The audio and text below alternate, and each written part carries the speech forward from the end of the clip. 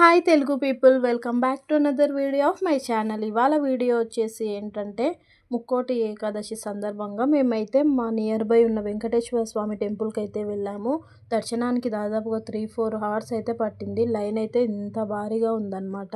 ఈ దర్శనం మాత్రం మంచిగా అయింది. మంచిగా దర్శనం చేసుకొని బయటికి అయితే వచ్చేసాము.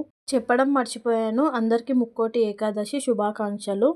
అసలు ఈ ముక్కోటి ఏకాదశి అంటే ఏంటి? దాని వెనకాల ఉన్న కథ ఏంటి అని మీకు తెలుసుకోవాలనుందా? నేనైతే నాకు తెలిసినంత వరకు చెప్పేస్తాను. మీకేమైనా తెలిస్తే నాకైతే కామెంట్ చేయండి. ముక్కోటి ఏకాదశి అంటే శ్రీ మహావిష్ణువు ముక్కోటి దేవతలతో కలిసి వైకుంఠం నుంచి భూగోళానికి దిగివచ్చే పవిత్ర రోజుగా భావిస్తారు. 24 ఏకాదశులు ఉన్న సౌరమానం ప్రకారం సూర్యుడు ఉత్తరాయణంలోని మారడానికి ముందు వచ్చే ధనుర్మాస శుద్ధ ఏకాదశిని ముక్కోటి ఏకాదశి అనుకుంటాం. కాబట్టి దీనికి చాలా ప్రత్యేకత అనేది ఉంటుంది. అయితే ఇవాళ వచ్చేసి ఉత్తరద్వారం ద్వారా దర్శనం చేసుకుంటే కోరికలన్నీ తీరుతాయని పాతకాలం నుంచి చెప్తున్న మాట.